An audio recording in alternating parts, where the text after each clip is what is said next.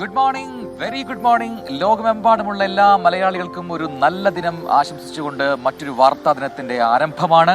അപ്പോൾ മോർണിംഗ് വാക്കിലൂടെയാണ് ഇന്നത്തെ ദിനവും പതിവ് പോലെ നമ്മൾ തുടങ്ങാൻ പോകുന്നത്. ഇന്ന് 2025 ജനുവരി 19 ഞായറാഴ്ച ദിവസമാണ്. മകരം 6 കൂടെയാണ്. അതെ, കൊല്ല വർഷം 1200 കൂടിയാണ്. അതെ, അപ്പോൾ അതൊക്കെ ആയിക്കോട്ടെ. നമ്മൾ ഇന്ന് എവിടെയാണ് നിൽക്കുന്നത്? അപ്പൊ നമ്മുടെ ഒരുപക്ഷെ കൊച്ചി എന്ന് പറയുമ്പോൾ കൊച്ചി ഇന്റർനാഷണൽ എയർപോർട്ട്, നെടുമ്പാശ്ശേരി അന്താരാഷ്ട്ര വിമാനത്താവളം, അത് ഏറ്റവും പ്രധാനപ്പെട്ട ഒരു സ്പോട്ടാണ്. അപ്പോൾ നമ്മളിപ്പോൾ ഉള്ളത് എയർപോർട്ട് റോഡിലാണ്. ഒരുപാട് വാഹനങ്ങൾ ഇങ്ങനെ ഓരോ സെക്കൻഡിലും കുതിച്ചു പോഞ്ഞുകൊണ്ടിരിക്കുന്നു. പോകുന്നവരുണ്ട് അല്ലെ, വിദേശങ്ങളിലേക്ക്, മറ്റു രാജ്യങ്ങളിലേക്ക് പോകുന്നവരുണ്ട്, അല്ലെങ്കിൽ ഒരുപാട് സ്വപ്നങ്ങളുമായി ഇന്ത്യയിൽ നിന്ന് പറക്കുന്നവരുണ്ട്, ഒരുപാട് സ്വപ്നങ്ങളുമായി തിരിച്ചിങ്ങോട്ട് വരുന്നവരുണ്ട്. അപ്പൊ അവരുടെയൊക്കെ ഒരു പോകുന്ന വഴിയാണ് വരുന്ന വഴി. അപ്പോൾ നമുക്ക് ഒരുപാട് കാഴ്ചകൾ കാണാനുണ്ട് ഇവിടുന്ന്. കാരണം എന്താ പറയാ, എയർപോർട്ടിലൂടെ എത്രമാത്രം മനോഹരമാണ് എന്നൊക്കെ നമുക്ക് പോകെ കാണാം. ഇപ്പൊ ചെറിയൊരു ഇരുട്ടൊക്കെ ഉണ്ട്, വെളിച്ചമൊക്കെ വരട്ടെ. അപ്പൊ വാർത്തകളെ മാറ്റി നിർത്തുന്നില്ല, വാർത്തകൾ സംഭവിക്കുന്നുണ്ട്. പ്രധാനപ്പെട്ട ഒരുപാട് സംഭവ വികാസങ്ങൾ നടന്ന ദിവസമാണ് ഇന്നലെ. അപ്പൊ അതിന്റെ അപ്ഡേറ്റുകളൊക്കെ അറിയാൻ പ്രേക്ഷകർ ഇങ്ങനെ കാത്തിരിക്കാവും. അപ്പൊ അതൊക്കെ നമുക്കറിയാം. ഒപ്പം നിങ്ങളുടെ മോർണിംഗ് വിശേഷങ്ങൾ, നിങ്ങൾ ജോഗിങ്ങിന് ഇറങ്ങുവാണെങ്കിൽ അത് അത്തരം കാര്യങ്ങളെല്ലാം ഇവിടെ കുറിക്കണം, ഹാജരായി അതൊക്കെ പറയുക. അതുപോലെ തന്നെ നിങ്ങളുടെ നിർദ്ദേശങ്ങളും അഭിപ്രായങ്ങളും അതും ഞങ്ങൾ സ്വീകരിക്കുന്നു. ഇനി മോർണിംഗ് വാക്ക് നടത്തേണ്ട സ്ഥലങ്ങളെ കുറിച്ചുള്ള നിർദ്ദേശങ്ങളുണ്ടെങ്കിൽ അതും പറയുക. എറണാകുളം ജില്ലയ്ക്കുള്ളിൽ അതിനുശേഷമാണ് നമ്മൾ മറ്റു ജില്ലകളിലേക്ക് വരാനുള്ള ഒരു ആലോചന നടത്തുക.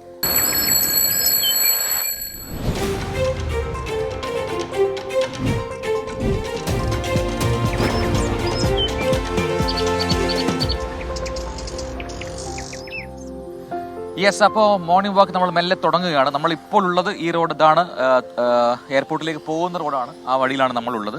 നെടുമ്പാശ്ശേരി അന്താരാഷ്ട്ര വിമാനത്താവളത്തിലേക്ക് പോകുന്ന വഴിയാണ്. അപ്പോൾ തൊട്ടൊന്ന് മാറി നമുക്കൊരു സർവീസ് റോഡുണ്ട്, അതിലേക്ക് നടന്നു കഴിഞ്ഞാൽ നമുക്ക് നടക്കാം. ഒപ്പം വാർത്തകൾ പറയാം, വിശേഷങ്ങളെല്ലാം പ്രേക്ഷകരിലേക്ക് എത്തിക്കാം. അതെ, അപ്പൊ ഏറ്റവും പ്രധാനപ്പെട്ട വാർത്തയിൽ നിന്ന് തുടങ്ങാമെന്ന് തോന്നുന്നു അല്ലെ. നമ്മൾ ഞെട്ടിയ വാർത്തയാണ് 2 ദിവസം മുമ്പ് പുറത്തു വന്ന ബോളിവുഡ് താരം സെയ്ഫ് അലി ഖാനെ ആക്രമിച്ച ഒരു സംഭവം. അത് വീട്ടിൽ അതിക്രമിച്ചു കടന്ന് മോഷണം ശ്രമം. ആ സമയത്ത് വീട്ടുകാർ പ്രതിരോധിക്കുന്നു, സെയ്ഫ് അലി ഖാൻ അടക്കമുള്ളവർ പ്രതിരോധിക്കുന്നു. ആ സമയത്ത് കത്തി വീശുന്നു പ്രതി. അങ്ങനെ വലിയ ഞെട്ടിപ്പിക്കുന്ന ഒരു വാർത്തയായിട്ടാണ് അത് പുറത്തുന്നത്. പിന്നാലെ പ്രതി ഒളിവിൽ പോകുന്നു, പ്രതിക്കായി അന്വേഷണം വ്യാപിപ്പിക്കുന്നു, പലയിടങ്ങളിൽ നിന്നും പലരെയും കസ്റ്റഡി എടുക്കുന്നു. പക്ഷേ യഥാർത്ഥ പ്രതിയല്ല. ഇപ്പോൾ വരുന്ന വാർത്ത, ആ യഥാർത്ഥ പ്രതി പിടിയിലായി എന്ന വാർത്തയാണ്. വിജയ് ദാസ് എന്നയാളെയാണ് മഹാരാഷ്ട്രയിലെ ഒരു ലേബർ ക്യാമ്പിൽ നിന്ന് ഇപ്പോൾ പിടികൂടിയിരിക്കുന്നത്.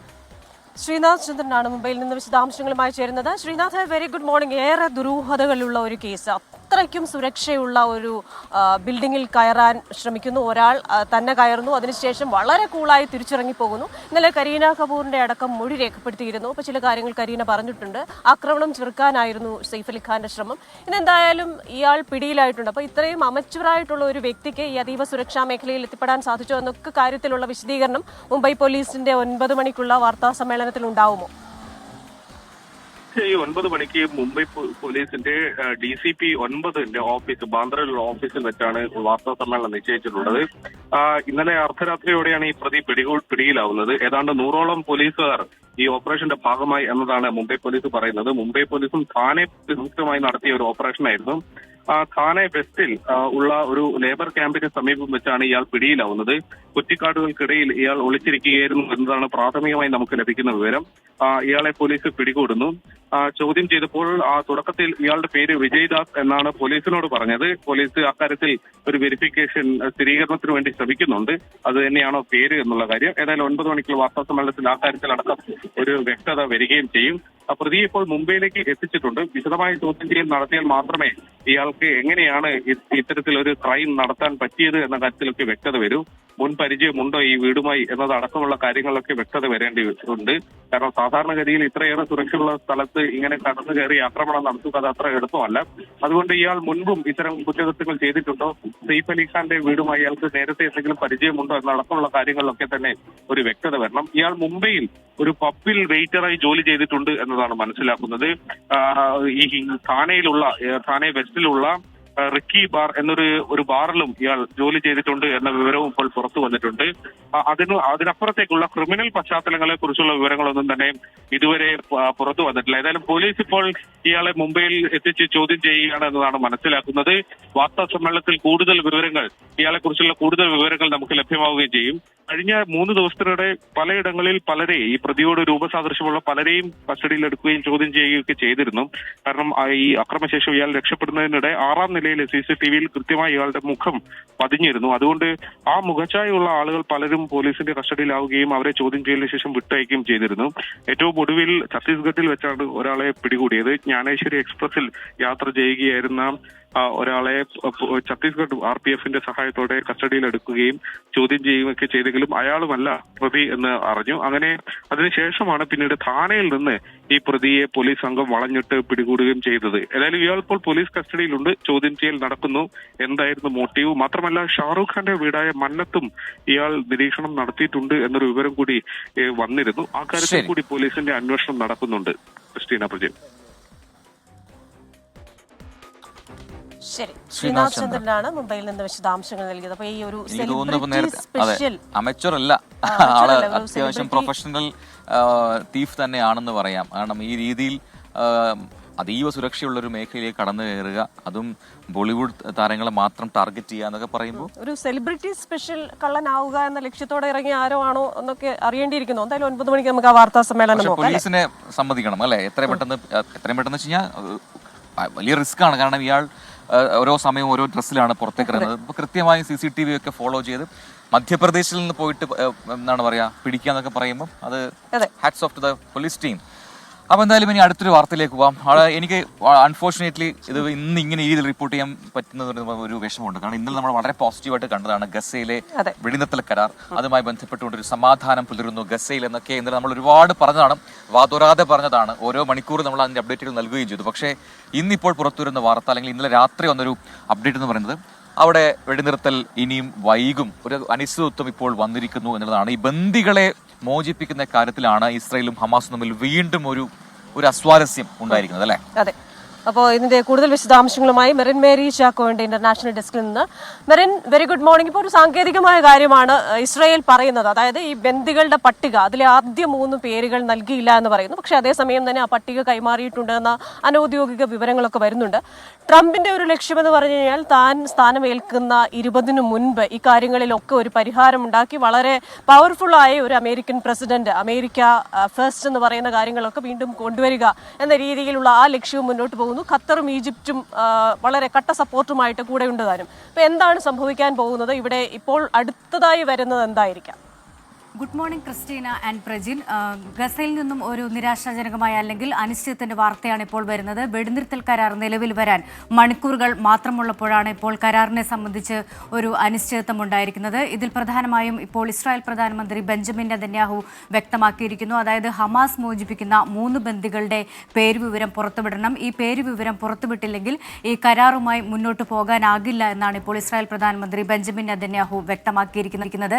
ഹീബ്രു ഭാഷയിലുള്ള ഒരു ട്വീറ്റിലൂടെയാണ് അദ്ദേഹം ഈ ഒരു നിലപാട് വ്യക്തമാക്കിയിരിക്കുന്നത്. കരാർ ലംഘനം ഒരിക്കലും ഇസ്രായേലിന് അംഗീകരിക്കാനാകില്ല. ഇതിന്റെ എല്ലാം പൂർണ്ണ ഉത്തരവാദിത്തം ഹമാസിനാണെന്നും ഇപ്പോൾ നെതന്യാഹു പറയുന്നു. മാത്രമല്ല തലേദിവസം രാജ്യത്തെ അഭിസംബോധന ചെയ്തിട്ടുള്ള ടെലിവിഷൻ അഭിസംബോധന ചെയ്ത് അദ്ദേഹം പറഞ്ഞത്, അതായത് ഈ ഒരു 2ാം ഘട്ട ചർച്ചകളുണ്ട്. ഈ 2ാം ഘട്ട ചർച്ചകളുമായി മുന്നോട്ട് പോകുന്ന കാര്യത്തിൽ അനിശ്ചിതത്വമുണ്ട്. കാരണം ഇതിൽ കരാർ തരത്തിൽ എന്തെങ്കിലും ലംഘനമുണ്ടെങ്കിൽ ഭാവി ചർച്ചകളുടെ കാര്യത്തിൽ ആലോചിക്കേണ്ടി വരും. അല്ലെങ്കിൽ ഇസ്രായേലിനെ ഗസയെ ആക്രമിക്കാനുള്ള അധികാരം, അല്ലെങ്കിൽ റൈറ്റ് ടു അറ്റാക്ക്, അല്ലെങ്കിൽ റിസർവ് ദ റൈറ്റ് ടു എന്നാണ് ഇപ്പോൾ നെതന്യാഹു പറഞ്ഞിരിക്കുന്നത്. അത്തരത്തിലൊരു അധികാരം തങ്ങൾക്കുണ്ടെന്നും ഇപ്പോൾ ഇസ്രായേൽ പ്രധാനമന്ത്രി ബെഞ്ചമിൻ നെതന്യാഹു വ്യക്തമാക്കുന്നു. 15 മാസം നീണ്ട ഇസ്രായേൽ ഗസ യുദ്ധത്തിന് വിരാമമാകും, അല്ലെങ്കിൽ ഒരു ഗസയിൽ ഒരു സമാധാന പുലരി ഉണ്ടാകുമെന്ന ഒരു ഇത്തരത്തിലൊരു പ്രതീക്ഷകളാണ് ഇതോടെ ഇപ്പോൾ അനിശ്ചിതത്തിലായിരിക്കുന്നതെന്ന് പറയാൻ സാധിക്കും. ഇപ്പോൾ ഇസ്രായേലിൻ്റെ ഒരു കടുത്ത നിലപാട് തന്നെയാണ് ഇക്കാര്യത്തിൽ ഉണ്ടായിരിക്കുന്നത്. പ്രാദേശിക സമയം രാവിലെ 8:30 ഈ ഒരു വെടിനിർത്തൽ കരാർ നിലവിൽ വരാനിരിക്കുന്നത്. ഇന്ത്യൻ സമയം അത് 12 മണിക്കാണ്. നേരത്തെ തന്നെ 1890 പലസ്തീൻ തടവുകാർക്ക് പകരമായി 33 ബന്ദികളെ ആണ് മോചിപ്പിക്കുക. ഇന്ന് 3 ബന്ദികളെ ആയിരിക്കും വിട്ടയക്കുന്നത്. ഈ ഒരു കരാർ നിലവിൽ വരാൻ മണിക്കൂറുകൾ മാത്രമുള്ളപ്പോഴാണ് വീണ്ടും അനിശ്ചിതത്വം ഉണ്ടാകുന്നത്. ബുധനാഴ്ച ഈ ഒരു കരാർ നിലവിൽ വന്നെങ്കിലും ഇതിന് അംഗീകാരം ഇസ്രായേൽ മന്ത്രിസഭ വൈകിപ്പിക്കുകയായിരുന്നു. അതിന് പറഞ്ഞത് അവസാന നിമിഷം ഹമാസ് ഈ പട്ടികയിൽ ചില മാറ്റങ്ങൾ വരുത്താൻ ശ്രമിച്ചു, അവസാനവട്ട തിരുത്തൽ വരുത്താൻ ശ്രമിച്ചെന്നാരോപിച്ച് ഈ അംഗീകാരം നൽകുന്നത് വൈകിപ്പിച്ചിരുന്നു. പിന്നാലെയാണ് വെള്ളിയാഴ്ചയാണ് സുരക്ഷാ മന്ത്രിസഭയുടെ അംഗീകാരത്തിന് ശേഷം പൂർണ്ണ മന്ത്രിസഭയുടെ അംഗീകാരം ലഭിക്കുന്നത്. തുടർന്നാണ് ഇന്ന് വെടിനിർത്തൽ കരാർ നിലവിൽ വരാനിരിക്കെയാണ് വീണ്ടും ഈ ഒരു കരാർ അനിശ്ചിതത്തിലേക്ക് നീങ്ങുന്നത്.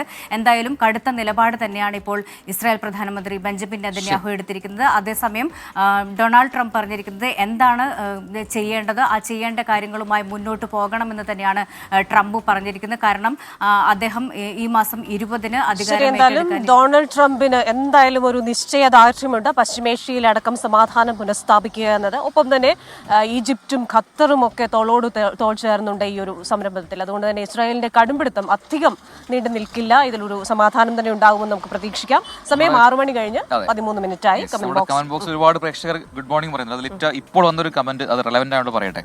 രജിത്ത് എന്ന് പറയുന്ന ഒരു പ്രേക്ഷകൻ പറയാണ് 24-ന്റെ വിദേശകാര്യ മന്ത്രി പി ജെയിംസിനെ അങ്ങോട്ട് വിട് മധ്യസ്ഥ ചർച്ചയ്ക്ക്. സംഭവം ശരിയാവും എന്നാണ് രജിത്ത് അവകാശപ്പെടുന്നത്. നമുക്ക് ആലോചിക്കാം അല്ലേ? അതെ, നമ്മുടെ വിനോദ് നായർ പറയുന്നുണ്ട് ഭുവനേശ്വറിന് പോയിക്കൊണ്ടിരിക്കുകയാണ്, ട്രെയിനിൽ വെച്ചാണ് ഇത് കേൾക്കുന്നത്. അപ്പം സേഫ് ആൻഡ് ഹാപ്പി ജേർണി, വളരെ സേഫായി അവിടെ എത്തിച്ചേരുക. നമ്മുടെ സ്ഥിരം പ്രേക്ഷകരെല്ലാം ഗുഡ് മോർണിംഗുമായിട്ട് നമ്മുടെ കമന്റ് ബോക്സിൽ എത്തിയിട്ടുണ്ട്. Shanib, Alexander, Ravikumar P, Arif M P അല്ലെ, തോമസ് ചാണ്ടി, വിനോദ് നായർ, നമ്മുടെ ആന്റണി ഡിങ്കൻ എന്നാണ് പേര്, പക്ഷെ ആന്റണി എന്നാണ് പേര്. രവികുമാർ പി പറയുന്നുണ്ട് നേരത്തെ വന്നിട്ടുണ്ട്, നല്ല നടുവേദനയുണ്ട്, പ്രജിന്റെ ഒരു പാട്ട് കേട്ട സംഗീത ചികിത്സയൊക്കെ തുടങ്ങി. നടുവേദനയും പാട്ടും നമുക്ക് പാട്ടെന്തായാലും പാടാം, കുറച്ച് കഴിഞ്ഞിട്ട് പാടാം. അപ്പൊ നമുക്ക് അടുത്ത വാർത്തയിലേക്ക് കൂടെ പോവാം, എന്നിട്ട് കൂടുതൽ വിശേഷങ്ങളിലേക്ക് നിങ്ങളുടെ കമന്റിലേക്കും വരാം അല്ലെ. അടുത്ത വാർത്തയിലേക്ക് പോകാൻ വാർത്ത വന്നിട്ടുണ്ട്. വിവാദങ്ങൾക്കിടെ KPCC രാഷ്ട്രീയകാര്യ സമിതി യോഗം ഇന്ന് ചേരുന്നു എന്ന ഒരു പ്രധാനപ്പെട്ട പൊളിറ്റിക്കൽ ന്യൂസ് ആണ് അടുത്തതായി പ്രേക്ഷകരുമായി പങ്കുവെക്കാനുള്ളത്. സർക്കാരിനെതിരായ തുടർ സമര പരിപാടികളും നിയമസഭയിൽ സ്വീകരിക്കേണ്ട നിലപാടുമാണ് പ്രധാന അജണ്ടയെങ്കിലും പാർട്ടിക്കുള്ളിലെ പ്രശ്നങ്ങളാണ് കൂടുതൽ ചർച്ചയാവുക എന്ന് കൂടി അറിയുന്നു. നേതാക്കൾക്കിടയിലെ അഭിപ്രായ ഭിന്നതയെ തുടർന്ന് അവസാന നിമിഷം മാറ്റിയ രാഷ്ട്രീയ കാര്യ സമിതി യോഗമാണ് ഇന്ന് ചേരുന്നത്. ജനുവരി 12-ന് ചേരാനിരുന്ന രാഷ്ട്രീയകാര്യ സമിതി യോഗമാണ് ഇന്ന് ചേരുന്നത്. KPCC അധ്യക്ഷൻ K സുധാകരനും പ്രതിപക്ഷ നേതാവ് VD സതീശനും തമ്മിലുള്ള തർക്കമായിരുന്നു അവസാന നിമിഷം രാഷ്ട്രീയകാര്യ സമിതി യോഗം മാറ്റാനിടയാക്കിയത്. വിഷയത്തിൽ ഹൈക്കമാൻഡ് നിലപാട് കടുപ്പിച്ചതോടെ വേഗത്തിൽ വീണ്ടും യോഗം വിളിച്ചു ചേർത്തു. ഇന്ന് ചേരുന്ന യോഗത്തിൽ സംസ്ഥാനത്തിന്റെ ചുമതലയുള്ള AICC general secretary Deepadas Munshi സംസ്ഥാന നേതാക്കളെ താക്കീത് ചെയ്തേക്കും. മുഖ്യമന്ത്രി സ്ഥാനത്തെ ചൊല്ലി ഉയർന്നുവന്ന തർക്കവും യോഗത്തിൽ ചർച്ചയാകും. നിയമസഭയിൽ കോൺഗ്രസ് സ്വീകരിക്കേണ്ട നിലപാടാണ് യോഗത്തിന്റെ പ്രധാന അജണ്ട. ബ്രൂവറി വിഷയം ആളിക്കത്തിക്കാനും തീരുമാനമുണ്ട്. ഒപ്പം സർക്കാരിനെതിരെ വിവിധ വിഷയങ്ങളിൽ പ്രഖ്യാപിച്ച സമരങ്ങൾ തുടരുന്നതും ചർച്ചയാകും. താഴെത്തട്ടിലെ പുനഃസംഘടന ഇതുവരെ പൂർത്തിയാകാത്ത വിഷയം യോഗത്തിൽ ഉയരും. KPCCയിൽ നേതൃമാറ്റം വേണമെന്ന് ചില നേതാക്കൾ യോഗത്തിൽ ആവശ്യപ്പെടുമെന്നാണ് സൂചന. 24 തിരുവനന്തപുരം. അപ്പോ എന്താണ് നിലവിലെ കോൺഗ്രസിലെ പ്രശ്നങ്ങൾ, അത് ഏത് രീതിയിലൊക്കെയാണ് ഇനി ചർച്ചയാവുന്നത്? ഇപ്പോൾ എനിക്ക് തോന്നുന്നു വയനാട്ടിലെ വിഷയം അടക്കം ഒരുപക്ഷെ ഇന്നത്തെ യോഗം ചർച്ച ചെയ്യും. എന്നാൽ കൂടുതലും ഈ പറയുന്ന തർക്കം, മുഖ്യമന്ത്രി പദവിക്ക് ചൊല്ലിയുള്ള തർക്കങ്ങൾ, അതൊക്കെ നേരത്തെ നമ്മൾ കേട്ടതാണ്. കുറെ പേരുകൾ ഇപ്പോഴേ അത് വേണ്ടതുണ്ടോ എന്നൊക്കെയുള്ള കാര്യങ്ങളിലൊക്കെ ചർച്ച ഉണ്ടാകും. ഒരു തീരുമാനം ഉണ്ടാകുമോ എന്നൊക്കെ നമുക്ക് കാത്തിരുന്ന് കാണാം. കഴിഞ്ഞ ദിവസം വൈകുന്നേരമാണ് നമ്മുടെ കേരള മനസാക്ഷിയെ ഞെട്ടിച്ച ഒരു കൊലപാതകത്തിന്റെ വാർത്ത പുറത്തു വന്നത്. കോഴിക്കോട് താമരശ്ശേരിയിൽ അതിക്രൂരമായ കൊലപാതകം. അത് മയക്കുമരുന്നിനടിമയായ മകൻ ആഷിഖ് തന്റെ അമ്മ അർബുദത്തിന് ചികിത്സയിൽ കഴിയുകയായിരുന്ന സുബൈദയെ വെട്ടിക്കൊന്നുവെന്ന വാർത്തയായിരുന്നു അത്. 53-കാരിയായ സുബൈദയുടെ പോസ്റ്റ്മോർട്ടം ഇന്നാണ് നടക്കുക. ആഷിഖിനെ ചെറുപ്പത്തിലെ പിതാവ് ഉപേക്ഷിച്ചു പോയതാണ്. പിന്നീട് സുബൈദ കഷ്ടപ്പെട്ട് വളർത്തിയ മകനാണ് ആ അമ്മയുടെ ജീവനെടുത്തത്. താമരശ്ശേരി കൈതപ്പൊയിലാണ് നാടിനെ നടുക്കിയ ക്രൂര കൊലപാതകം. മയക്കുമരുന്നിനടിമയായ ആഷിഖ് ബംഗളൂരുവിലെ ഡി അഡിക്ഷൻ സെന്ററിൽ ചികിത്സയിലായിരുന്നു. ഇതിനിടെ മാതാവിനെ കാണാൻ എത്തിയപ്പോഴാണ് കൊലപാതകം. ബ്രെയിൻ ട്യൂമറിന് ശസ്ത്രക്രിയ കഴിഞ്ഞ സഹോദരിയുടെ പുതുപ്പാടിയിലെ വീട്ടിൽ വിശ്രമത്തിലായിരുന്നു സുബൈദ. ഇവിടെ എത്തിയാണ് ആഷിഖ് കൊല നടത്തിയത്. അയൽവാസിയുടെ വീട്ടിൽ നിന്ന് തേങ്ങ പൊളിക്കാനെന്ന് പറഞ്ഞ് കൊടുവാൾ വാങ്ങിയ ആഷിഖ് കൃത്യം നടത്തുകയായിരുന്നു. രക്ഷപ്പെടാൻ ശ്രമിച്ച പ്രതിയെ നാട്ടുകാർ പിടികൂടിയാണ് പോലീസിൽ ഏൽപ്പിച്ചത്. രാവിലെ ജോലിക്ക് പോയ സുബൈദയുടെ സഹോദരി ഷക്കീലെ അയൽക്കാരാണ് സംഭവം അറിയിച്ചത്. ഓനൊരു പ്രശ്നവും കാണിച്ചിട്ടില്ല. ഓന് അസ്വാഭാവികമായിട്ടുള്ള ഒരു പ്രവൃത്തിയും ഞങ്ങളെ വീട്ടിൽ ഇന്നലെ ഒന്നും കാണിച്ചിട്ടില്ല. ഞാൻ നേരം വെളുത്ത് പോയപ്പോൾ ഓനൊരു ഭാഗത്ത് കിടന്നുറങ്ങുന്നത്, ഓളൊരു ഭാഗത്ത് കിടന്നുറങ്ങുന്നത്. ഞാൻ 4 മണിക്കാണ് ഇവൽക്കുള്ള ഫുഡൊക്കെ അവിടെ കറക്റ്റ് ചെയ്ത് വെച്ചിട്ട് പോയതാണ്. 2 മണിയായപ്പോൾ വീട്ടിലെ ചേച്ചി എന്നെ വിളിക്കുകയാണ്. ഇപ്പോൾ വിളിച്ചപ്പോൾ ഇങ്ങനെ പ്രശ്നമാണ്, സക്കീനെ ഓടി വന്ന് പറഞ്ഞപ്പോഴത്തേനും 2 വാതിലും കുറ്റിയിട്ടുണ്ട്. താമരശ്ശേരി താലൂക്ക് ആശുപത്രിയിൽ എത്തിച്ച സുബൈദയുടെ മൃതദേഹം പിന്നീട് കോഴിക്കോട് മെഡിക്കൽ കോളേജിലേക്ക് മാറ്റി. ഇന്ന് രാവിലെ 10 മണിയോടെ പോസ്റ്റ്മോർട്ടം നടപടികൾ ആരംഭിക്കും. 24 കോഴിക്കോട്. യെസ്, ഇത്തരം വാർത്തകൾ വരുമ്പോൾ അത് എങ്ങനെയാണ് പ്രേക്ഷകരിലേക്ക് അത് എത്തിക്കേണ്ടതെന്ന് നമുക്ക് കൺഫ്യൂഷനാണ്. എന്ത് പറയും എന്നുള്ളതാണ്. വായിക്കാൻ തന്നെ നമുക്കൊരു മടി ഉണ്ടാകുന്ന വാർത്തകളാണ്. അമ്മയെ വെട്ടിക്കൊല്ലുന്ന മകൻ, അതും പക്ഷെ അതിന് അതെ അവിടെയാണ് അതിന്റെ പ്രശ്നം ഇരിക്കുന്നത്. ലഹരിക്കടിമയായ മകൻ. അതുകൊണ്ട് തന്നെ ലഹരി ഉപയോഗിക്കാതിരിക്കുക, അതിലേക്ക് നമ്മുടെ ചുറ്റുപാടുമുള്ളവരെ പ്രേരിപ്പിക്കുക. അത് കുടുംബത്തിലും സ്കൂളുകളിലും മറ്റു വിദ്യാഭ്യാസ സ്ഥാപനങ്ങളിലും സമൂഹത്തിലും ഒക്കെ ഉള്ളവരെ ഒന്നിച്ചൊരു നിലപാടെടുത്തെങ്കിൽ സെന്ററിലാക്കിയതാണ്. അവിടുന്ന് തിരിച്ചു വന്ന ആളാണ് ഈ രീതിയിലൊരു അക്രമം നടത്തിയത്, അമ്മയെ വെട്ടിക്കൊലപ്പെടുത്തിയ സംഭവം ഉണ്ടായത്. ഇനിയിപ്പോൾ എനിക്ക് തോന്നുന്നു ഇത്തവണത്തെ ഈ 2025 വന്നതിന് ശേഷം ഈ കഴിഞ്ഞ വീക്കിലൊക്കെ ഒരുപാട് ഇത്തരത്തിലുള്ള കുറ്റകൃത്യങ്ങളും കൊലപാതകങ്ങളൊക്കെ തുടരെ ഉണ്ടായി. നമ്മളെ ഞെട്ടിച്ച മറ്റൊരു സംഭവമാണ് ഇവിടെ ചേന്നമംഗലത്ത് നടന്ന കൂട്ടക്കൊലപാതകം. എന്തായാലും അതിൽ പ്രതി ആ കുറ്റമൊക്കെ സമ്മതിച്ചിട്ടുണ്ട്. എന്തായാലും ഇന്ന് പല രീതികളിൽ പല വകുപ്പുകൾ ചുമത്തി ഋതുവിനെതിരെ പരമാവധി കുറ്റങ്ങൾ ചുമത്തി കേസെടുത്ത് മുന്നോട്ട് പോകാനാണ് പോലീസ് ഇപ്പോൾ ശ്രമിക്കുന്നത്. ചേന്നമംഗലത്ത് 3 പേരെയാണ് തലക്കടിച്ച് കൊലപ്പെടുത്തി ഋതു ജയൻ എന്ന് പറയുന്ന പ്രതി. പോലീസ് കസ്റ്റഡിയിൽ വാങ്ങാനുള്ള നീക്കങ്ങളെല്ലാം നടത്തി. നാളെ പോലീസ് കസ്റ്റഡിയിൽ വാങ്ങും ഋതു ജയനെ എന്നാണ് ഇപ്പോൾ മനസ്സിലാക്കുന്നത്. ഇപ്പോൾ ശാസ്ത്രീയമായ തെളിവുകൾ സമാഹരിക്കാനുള്ള ശ്രമത്തിലാണ് പോലീസ്.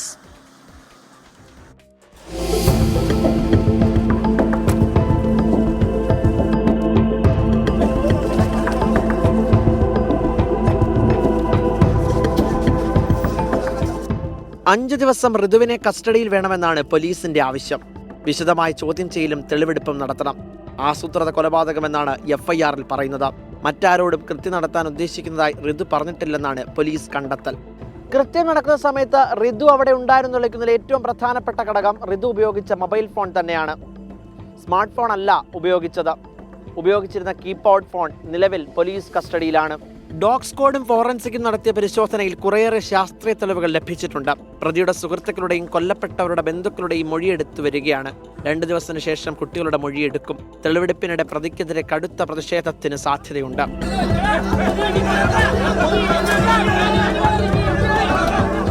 പ്രതി മാനസിക വൈകല്യത്തിന് ചികിത്സ തേടുന്ന ആളാണെന്ന് പ്രതിഭാഗം കോടതിയിലേക്ക്. എന്നാൽ അതിനെ മറികടക്കാനുള്ള തെളിവുകൾ നിരത്തി കുറ്റപത്രം സമർപ്പിക്കുമെന്നാണ് പ്രത്യേക അന്വേഷണ സംഘത്തിന്റെ നിലപാട്. ഗുരുതരമായി പരിക്കേറ്റ ജിതിൻ ആസ്റ്റർ മെഡിസിറ്റിയിൽ തുടരുകയാണ്. അരുംകൊലയിൽ ഋതു അല്ലാതെ മറ്റ് പ്രതികളൊന്നുമില്ല എന്ന് തന്നെ പോലീസ് സ്ഥിരീകരിച്ചിട്ടുണ്ട്. ഇനി വേണ്ടത് ഋതുവിനെ പൂട്ടാനുള്ള പരമാവധി തെളിവുകൾ. അത് ശേഖരിക്കുക എന്നതാണ് പോലീസിന് മുന്നിലുള്ള ദൗത്യം. കൊച്ചിയിൽ നിന്നും YS അഭിനന്ദ്, 24.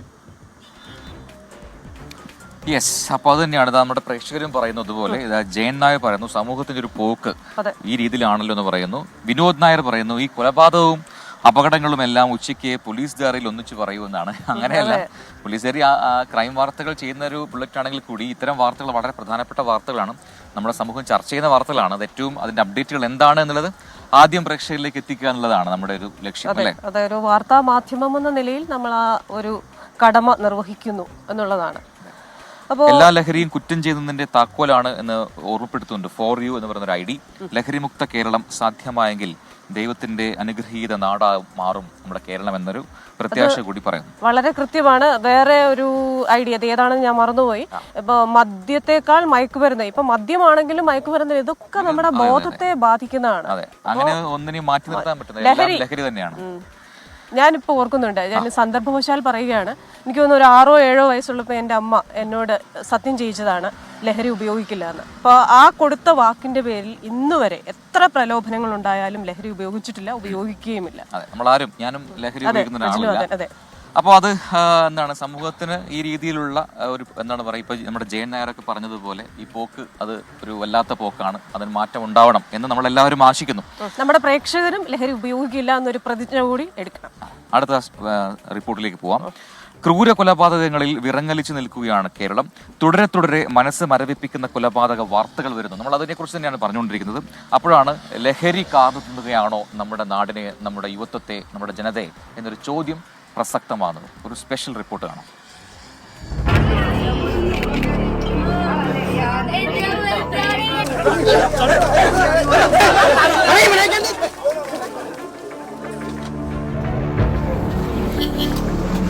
ചേന്നമംഗലത്ത് 3 പേരെ വീട്ടിൽ കയറി തലക്കടിച്ചു കൊന്നത് കുരുന്നുകളുടെ മുന്നിലിട്ട്. പേരേപ്പാടം കാട്ടിൽപ്പറമ്പിൽ വേണു, ഉഷ, മകൾ വിനിഷ എന്നിവരാണ് ദാരുണമായി കൊല്ലപ്പെട്ടത്. വിനിഷയുടെ ഭർത്താവിന് ഗുരുതരമായി പരിക്കേറ്റു. പ്രതി കണിയാപ്പറമ്പിൽ ഋതു. അമ്മയെ തലക്കടിച്ചു കൊല്ലുന്നത് കണ്ടു നിൽക്കേണ്ടി വന്ന 6ാം ക്ലാസ്സുകാരി ആരാധ്യയും 1ാം ക്ലാസ്സുകാരി അവനെയും കടന്നുപോകുന്ന മാനസികാവസ്ഥ എന്താകുമെന്ന് വിവരിക്കാൻ വാക്കുകളില്ല. ഞങ്ങളിവിടെ കേസ് കൊടുത്തതായിരുന്നു കഴിഞ്ഞ മാസം. ഇവിടെ ഞങ്ങളെ ഭീഷണിപ്പെടുത്തിയതാണ്, വെട്ടി കൊല്ലുമെന്നും പറഞ്ഞ് ഞങ്ങൾ 2 വീട്ടിൽ ഞങ്ങൾ പോലീസിൽ കംപ്ലൈന്റ് എല്ലാം കൊടുത്തു. ഈ രണ്ട് വീട്ടിലുള്ളവരെ പെട്രോൾ ഒഴിച്ച് കത്തിക്കുന്നു പറഞ്ഞ് പിന്നെ വെട്ടിക്കൊല്ലുമെന്നും പറഞ്ഞതാണ്. ഞങ്ങൾ പെറ്റീഷനിൽ അത് എഴുതി കൊടുത്തിട്ടുണ്ട് വ്യക്തമായിട്ട്. ഇവനെതിരായിട്ട് പറയില്ല, പേടിയാണ് ഇവനെ.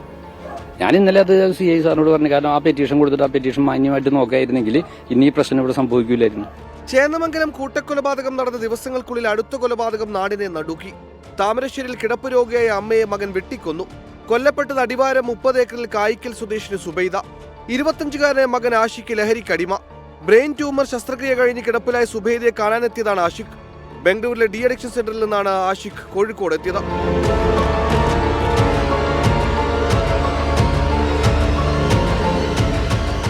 ഇടുക്കിയിൽ പിതാവ് കാപ്പിത്തടി കൊണ്ട് മകനെ അടിച്ചുകൊന്നത് ഇക്കഴിഞ്ഞ 14-നാണ്.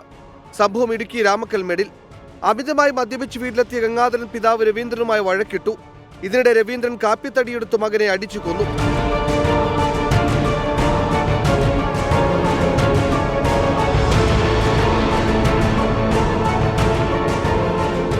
പതിനഞ്ചുകാരൻ 17-കാരനെ തലയ്ക്കടിച്ച് കൊലപ്പെടുത്തിയത് തൃശൂരിലെ ചിൽഡ്രൻസ് ഹോമിൽ. ഉറങ്ങിക്കിടന്ന കൂട്ടുകാരനെ ചുറ്റിക കൊണ്ടടിച്ച് കൊല്ലാൻ പ്രേരിപ്പിച്ചത് തലേ ദിവസത്തെ വഴക്ക്. കേരളം പുതുവർഷത്തിലേക്ക് ഉണർന്നത് തന്നെ ക്രൂര കൊലപാതക വാർത്ത കേട്ടുകൊണ്ടായിരുന്നു. ലഹരിക്കടിമകളായ വിദ്യാർത്ഥികൾ യുവാവിനെ കുത്തിക്കൊന്നത് തൃശൂരിൽ. കൊല്ലപ്പെട്ടത് പുത്തോൾ സ്വദേശി ലിവിൻ. വടക്കുംനാഥ ക്ഷേത്ര മൈതാനത്തായിരുന്നു സംഭവം. പ്രതികൾക്ക് പ്രായം 14ഉം 16ഉം. കൊടും പാതകങ്ങൾ അറുതിയില്ലാതെ തുടരുമ്പോൾ മനുഷ്യ മനസാക്ഷി ചോദിച്ചു പോകുന്നു, കേരള നാടിന് എന്താണ് സംഭവിക്കുന്നത്? Research desk 24. യെസ്, അത് തന്നെയാണ്. എന്താണ് സംഭവിക്കുന്നതെന്ന് മനസ്സിലാക്കാൻ കഴിയാത്തൊരവസ്ഥ. ആ രീതിയിൽ ലഹരി അതൊരു വലിയ നീരാളിപ്പിടുത്ത് നടത്തുന്നുണ്ട് അല്ലേ? അതെ, അതിൽ നിന്നൊരു മോചനം ഉണ്ടാവട്ടെ. ഇനി നമ്മൾ പോകുന്നത് ഒരു രാഷ്ട്രീയ വാർത്തയിലേക്കാണ്. കഴിഞ്ഞ ദിവസമുണ്ടായ നാടകീയ സംഭവങ്ങളൊക്കെ. അവിശ്വാസ പ്രമേയത്തിൽ കോൺഗ്രസിനൊപ്പം നിൽക്കുമെന്ന് പറഞ്ഞ സ്വന്തം കൗൺസിലറെ CPIM തന്നെ തട്ടിക്കൊണ്ടുപോയ വാർത്ത രാഷ്ട്രീയ കേരളം സജീവ ചർച്ചയാക്കുകയാണ്. താൻ നേരിട്ട ദുരനുഭവം മാധ്യമങ്ങൾക്ക് മുൻപിൽ കൗൺസിലർ കലാരാജു തന്നെ തുറന്നു പറഞ്ഞതോടെ CPIM കടുത്ത പ്രതിരോധത്തിലായിരിക്കുകയാണ്. നഗരസഭാ ഭരണം നഷ്ടപ്പെടുമെന്ന് ഉറപ്പായപ്പോഴാണ് CPIM ഇന്നലെ ഈ രീതിയിൽ ഒരു ഒറ്റക്കൈ പ്രയോഗം നടത്തിയത്. പക്ഷെ അത് അപൂർവങ്ങളിൽ അപൂർവമാണ്. ഇത്തരം സംഭവങ്ങൾ നമ്മൾ കേട്ടിട്ടില്ല കേരളത്തിൽ. 25-അംഗ നഗരസഭാ കൗൺസിലിൽ 13 സീറ്റുകളാണ് LDF-ന്, UDF-ന് 11ഉം, ഒരാൾ സ്വതന്ത്രൻ. ചെയർപേഴ്സണും വൈസ് ചെയർമാനുമെതിരായ അവിശ്വാസ പ്രമേയത്തിൽ സ്വതന്ത്രൻ UDF-നൊപ്പം. CPM കൗൺസിലറായി ജയിച്ച കലാരാജുവും UDF-ന് പിന്തുണ പ്രഖ്യാപിച്ചു. ഇതോടെ കേവല ഭൂരിപക്ഷം നഷ്ടപ്പെടുമെന്ന് ഉറപ്പായ CPIM പ്രതിസന്ധിയിലായി. അവിശ്വാസത്തിൽ പങ്കെടുക്കരുതെന്ന 13 കൗൺസിലർമാർക്കും പാർട്ടി നിർദ്ദേശം നൽകി. നിർദ്ദേശമനുസരിക്കാതെ രാവിലെ 10 മണിയോടെ കൗൺസിൽ യോഗത്തിൽ പങ്കെടുക്കാനെത്തിയ കലാരാജുവിനെ CPIM പ്രവർത്തകർ വളഞ്ഞു. തുടർന്ന് വലിച്ചിടിച്ച് വാഹനത്തിൽ കയറ്റി.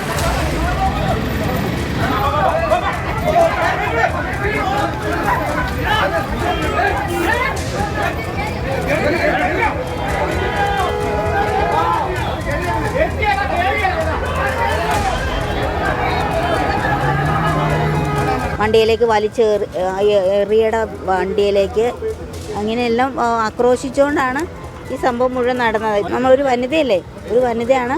നമ്മുടെ വസ്ത്രം വരെ വലിച്ചു പറിച്ച് എടുത്ത് നമ്മളെ പൊതുജന മധ്യത്തിൽ അതുപോലെ ഒരു രീതിയാണ് നമ്മൾ കണ്ടത്. തൊട്ടു പിന്നാലെ LDF UDF പ്രവർത്തകർ ഏറ്റുമുട്ടി. ഇരുവിഭാഗത്തിലുള്ള ആളുകൾക്കും പരിക്കേറ്റു. കലാരാജുവിനെ കടത്തിക്കൊണ്ടുപോയത് നഗരസഭാ ചെയർപേഴ്സന്റെ ഔദ്യോഗിക വാഹനത്തിൽ. ഇതും വിവാദമായി. ഞങ്ങൾ വാർത്തയിലൂടെ കണ്ടത് അങ്ങനെയാണ്. ഉന്തിത്തള്ളി കുറച്ചു പേരെ മർദ്ദിച്ചു. അമ്മേനെ ഉന്തിത്തള്ളി ഒരു വൈറ്റ് ചെയർപേഴ്സന്റെ വാഹനത്തിലേക്ക് കയറ്റി കൊണ്ടുപോകുന്നതാണ് കണ്ടത്. അമ്മയെ തട്ടിക്കൊണ്ടുപോയെന്ന മക്കൾ മുഖ്യമന്ത്രിക്കും DGP-ക്കും പരാതി നൽകി. ഇതിനിടെ കലാരാജു തന്നെ മകനെ ഫോണിൽ ബന്ധപ്പെട്ടു. CPIM ഏരിയ കമ്മിറ്റി ഓഫീസിലുണ്ടെന്നും ശാരീരിക ബുദ്ധിമുട്ടുകളുണ്ടെന്നും അറിയിച്ചു. സംഭവം പോലീസിനെ അറിയിച്ചിട്ടും ഏരിയ കമ്മിറ്റി ഓഫീസിലെത്തി കലാരാജുവിനെ കൂട്ടിക്കൊണ്ടുവരാൻ പോലീസ് തയ്യാറായില്ല. CPIM നേതാക്കൾ തന്നെ കലാരാജുവിനെ കൂത്താട്ടുകുളത്തെ പ്രാഥമികാരോഗ്യ കേന്ദ്രത്തിൽ പ്രവേശിപ്പിച്ചു. ഇവിടെ സുരക്ഷിതയല്ലെന്നും ജീവന് ഭീഷണിയുണ്ടെന്നും ചൂണ്ടിക്കാണിച്ച മാത്യു കുഴൽനാടൻ MLAയുടെ നേതൃത്വത്തിൽ കലാരാജുവിനെ കടവന്ത്ര സഹകരണ ആശുപത്രിയിലേക്ക് രാത്രി തന്നെ മാറ്റി. പാർട്ടിയിൽ തനിക്ക് നേരിട്ട പ്രശ്നങ്ങളെക്കുറിച്ച് നേതൃത്വത്തിന് മാസങ്ങൾ മുന്നേ പരാതി നൽകിയെന്ന് കലാരാജു പറയുന്നു. ഇതിൽ പാർട്ടി വേണ്ട ഇടപെടൽ നടത്തിയില്ലെന്നാണ് പ്രധാന വിമർശനം. വിഷയത്തെ പാർട്ടി പൊതുമധ്യത്തിൽ നേരിട്ട രീതിയും വ്യാപകമായി വിമർശിക്കപ്പെടുന്നുണ്ട്. പക്ഷേ ആരെയും തട്ടിക്കൊണ്ടുപോയിട്ടില്ലെന്നാണ് CPIMന്റെ പ്രാദേശിക നേതൃത്വം വിശദീകരിക്കുന്നത്. കൂത്താട്ടുകുളത്ത് നിന്ന് വിഷ്ണു കച്ചേരിക്കൊപ്പം അശ്വിൻ പാലാഴി, 24. യെസ്, അപ്പോൾ ഇന്നലെ കലാരാജു പറഞ്ഞ കാര്യങ്ങൾ കേട്ടിട്ട് പറയുന്നത് മാത്രമല്ല, നമ്മൾ കണ്ടതാണ് ദൃശ്യങ്ങളിൽ. വലിയ പിടിവലി, ആ രീതിയിൽ അതിനുശേഷം പിടിച്ചു വലിച്ച് അവരെ കാറിൽ കയറ്റി ജീപ്പിൽ കയറ്റി കൊണ്ടുപോകുന്നു. ആ സമയത്തൊക്കെ അവരോട് വളരെ മോശമായി പെരുമാറിയെന്ന് അവർ പിന്നീട് മാധ്യമങ്ങൾക്ക് മുന്നിൽ പറയുകയും ചെയ്തു. അതിൽ ഒരു പ്രതികരണത്തിൽ അവർ പറയുന്നുണ്ട്, എൻ്റെ മകനേക്കാൾ പ്രായം കുറഞ്ഞ ഒരു DYFI നേതാവിനെ കുറിച്ചാണ് പറഞ്ഞത്. അവർ വളരെ മോശമായി പറഞ്ഞു, കാല് വെട്ടും എന്നൊക്കെ പറഞ്ഞു എന്നവർ പറയുന്നുണ്ട്. അപ്പോൾ അമൽ സുരേന്ദ്രനുണ്ട് വിവരങ്ങളുമായി കൂത്താട്ടുകുളത്തു നിന്നും. അമൽ, ഗുഡ് മോർണിംഗ്. അപ്പോൾ ഇന്നിപ്പോൾ രഹസ്യമൊഴി രേഖപ്പെടുത്താൻ പോകുന്നു കലാരാജുവിന്റെ എന്നാണ് മനസ്സിലാക്കാൻ കഴിയുന്നത്. നമ്മൾ എന്താണ് പറയുക, കേട്ടുകളില്ലാത്ത സംഭവമാണ് കൂത്താട്ടുകുളത്ത് നടന്നത്. അപ്പോൾ എന്താണ് CPM ഏത് രീതിയിലായിരിക്കും ഇതിനെ എതിരിടുക, ഒപ്പം പോലീസ് ഏത് രീതിയിൽ മുന്നോട്ട് പോകുന്നു? Good morning Prajin and Christina. ഏതായാലും കേട്ടുകേൾവിയില്ലാത്ത, കേരള രാഷ്ട്രീയത്തിൽ കേട്ടുകേൾവിയില്ലാത്ത, പ്രത്യേകിച്ചും കേരളത്തിന്റെ പ്രാദേശിക രാഷ്ട്രീയത്തിൽ കേട്ടുകേൾവിയില്ലാത്ത സംഭവങ്ങളാണ് ഒരു പകൽ മുഴുവൻ നീണ്ടുനിന്ന ഇന്നലെ കൂത്താട്ടുകുളത്ത് അരങ്ങേറിയത്. കൂത്താട്ടുകുളത്ത് കഴിഞ്ഞ 2 വർഷമായിട്ട് CPIMന്റെ നേതൃത്വത്തിലുള്ള LDF മുന്നണിയാണ് ഭരിക്കുന്നത്. എന്നാൽ ഇതിനൊരു ഭീഷണിയായിട്ടാണ് അവിശ്വാസ പ്രമേയം വരുന്നത്. UDFന്റെ നേതൃത്വത്തിലുള്ള അവിശ്വാസ പ്രമേയം വരുന്നത്. അതിന്റെ ഭാഗമായാണ് ഇന്നലെ ഈ സംഭവവികാസങ്ങളെല്ലാം ഉണ്ടാകുന്നത്. CPIMന്റെ തന്നെ കൗൺസിലറായിട്ടുള്ള കലാരാജു UDF മുന്നണിക്ക് പിന്തുണ പ്രഖ്യാപിച്ചുകൊണ്ട് അവിശ്വാസത്തിൽ വോട്ട് ചെയ്യാൻ എത്തിയതോടെയാണ് സംഭവങ്ങൾ വഷളാവുന്നത്. ഏതായാലും ഈ ഒരു പ്രശ്നത്തിൽ, ഈ ഒരു സംഘർഷത്തിൽ കണ്ടാലറിയുന്ന 45 പേർക്ക് എതിരെ കൂത്താട്ടുകുളം പോലീസ് കേസെടുത്തിട്ടുണ്ട്. അതിൽ ചെയർപേഴ്സണും വൈസ് ചെയർമാനും ഏരിയ കമ്മിറ്റി സെക്രട്ടറിയും ലോക്കൽ കമ്മിറ്റി സെക്രട്ടറിയും ഉൾപ്പെട്ടിരിക്കുന്നു എന്നാണ് നമുക്ക് അറിയാൻ സാധിക്കുന്നത്. ഏതായാലും കേസുമായിട്ട് പോലീസ് മുന്നോട്ട് പോവുകയാണ്. 2 മുന്നണികളുടെ ഭാഗത്തു നിന്നും പോലീസിനെതിരെ ശക്തമായിട്ടുള്ള ആരോപണങ്ങൾ ഉണ്ടായി. ഇതിന്റെ ഭാഗമായാണ് ഇന്നലെ കൂത്താട്ടുകുളത്ത് 2 മുന്നണികളുടെയും പ്രതിഷേധം ഉണ്ടാകുന്നത്. പോലീസ് സ്റ്റേഷൻ ഓഫീസിലായിരുന്നു പ്രതിഷേധം. ഏതായാലും പോലീസ് ഇന്ന് കലാരാജുവിന്റെ രഹസ്യമൊഴി സ്വീകരിക്കും എന്നാണ് നമുക്ക് അറിയാൻ സാധിക്കുന്നത്. ഇപ്പോൾ കലാരാജു ഉള്ളത് എറണാകുളം കടവന്ത്രയിലെ ഇന്ദിരാഗാന്ധി ഹോസ്പിറ്റലിലാണ് ഉള്ളത്. അവിടെ കോൺഗ്രസ് പ്രവർത്തകർ തന്നെയാണ് ഇന്നലെ കലാരാജുവിന്റെ അവിടെ എത്തിച്ചിരുന്നത്. ഇന്നലെ വൈകുന്നേരത്തോടു കൂടി CPIMന്റെ ഏരിയ കമ്മിറ്റി ഓഫീസിൽ നിന്ന് കലാരാജുവിനെ കൂത്താട്ടുകുളത്തെ പ്രാഥമിക ആരോഗ്യ കേന്ദ്രത്തിൽ എത്തിച്ചിരുന്നു. അവിടെ സുരക്ഷിതമല്ല എന്ന് പറഞ്ഞുകൊണ്ട് മാത്യു കുഴൽനാടൻ MLAയുടെ വണ്ടിയിലാണ് കലാരാജുവിനെ ഇന്നലെ ഇന്ദിരാഗാന്ധി ഹോസ്പിറ്റലിലേക്ക് എറണാകുളത്തേക്ക് കൊണ്ടുപോകുന്നത്.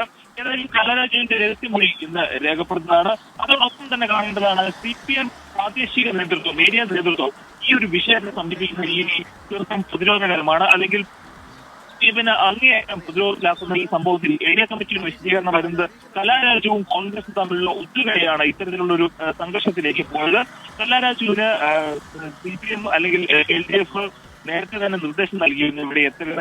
എന്നാൽ കോൺഗ്രസുമായി ചേർന്നുകൊണ്ട് കലാരാജു പാർട്ടിയെ വഞ്ചിക്കുകയാണ് ചെയ്തത്. കലാരാജു പറയുന്ന പോലെ കലാരാജുവിനെ ആക്രമിക്കുന്ന സംഭവം ഒന്നും CPIMന്റെ ഭാഗത്തുനിന്നുണ്ടായില്ല. ഏരിയ കമ്മിറ്റിയിൽ മറ്റംഗങ്ങൾക്കൊപ്പം എത്തുകയാണ് ഉണ്ടായത്.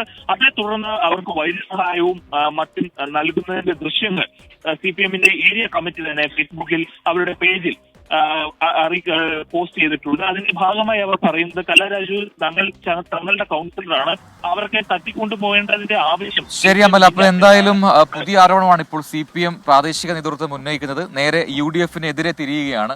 ഇത് UDF ആണ് തട്ടിക്കൊണ്ടുപോയതെന്ന് CPM പറഞ്ഞു. സ്വാഭാവികമായിട്ടും അവർക്ക് അതല്ലാതെ മറ്റ് എന്ത് പറയാനാണ്? അപ്പോൾ ആ രീതിയിലുള്ള പ്രതിരോധങ്ങളൊന്നും വിലപ്പോവില്ല. കാരണം ദൃശ്യങ്ങൾ സഹിതം അത് ഇന്നലെ നമ്മുടെ കേരള സമൂഹം കണ്ടതാണ്. അപ്പം നോക്കാം അവരെ ഏതൊക്കെ രീതിയിൽ പ്രതിരോധിക്കുന്നുണ്ടെന്നുള്ളത്. ഇപ്പൊ വേറൊരു കാര്യം പറയുന്നുണ്ടല്ലോ, ഈ ആശുപത്രിയിൽ കൊണ്ടുപോയി വൈദ്യസഹായം നൽകുന്നൊക്കെ, അതിനൊക്കെ കൃത്യമായി കലാരാജു മറുപടി ഇന്നലെ പറഞ്ഞതാണ്. ആ സമയത്ത് നെഞ്ചുവിന് അനുഭവപ്പെട്ടു, അതിനെക്കുറിച്ച് പറഞ്ഞപ്പോഴൊക്കെ ഗ്യാസിന്റെ ഗുളിക നൽകി എന്നൊക്കെയാണ് അവരിന്നലെ പറഞ്ഞത്. അതെ, അതായത് ആ പഞ്ചവടിപ്പാലം എന്ന് പറയുന്ന സിനിമയിലെ ചില രംഗങ്ങളൊക്കെ ഓർമ്മ വരുന്നുണ്ട് ഇതൊക്കെ കാണുമ്പോൾ. പിടിവലി. അതെ, അപ്പോൾ നമ്മുടെ രൂപേഷ് പറയുന്നുണ്ട്, train number 12623 Chennai to Trivandrum train, അത് 2 മണിക്കൂറും 16 മിനിറ്റും വൈകിയാണ് ഓടുന്നതെന്ന് പറയുന്നുണ്ട്. അദ്ദേഹം ചിലപ്പോൾ ആ ട്രെയിനിലെ യാത്രക്കാരനായിരിക്കാം. അതെ. അപ്പോൾ നമ്മുടെ ദിലീപ് PC മലബാർ വാലി പറയുന്നുണ്ട് കലാഭവൻ മിമിക്സ് പരേഡ് എന്ന ആ ഒരു ശ്രദ്ധേയ കലാരൂപമാക്കി മിമിക്രിയെ മാറ്റിയതിൽ നിർണായക പങ്ക് വഹിക്കുകയും കൊച്ചിൻ കലാഭവൻ സ്ഥാപിക്കുകയും ചെയ്ത നമ്മുടെ പ്രിയപ്പെട്ട ആബേലച്ചൻ്റെ ജന്മദിനമാണ് ഇന്ന് എന്ന് പറയുന്നു. അപ്പോൾ ആബേലച്ചനെയും ഈ സമയത്ത് ഓർക്കുന്നു.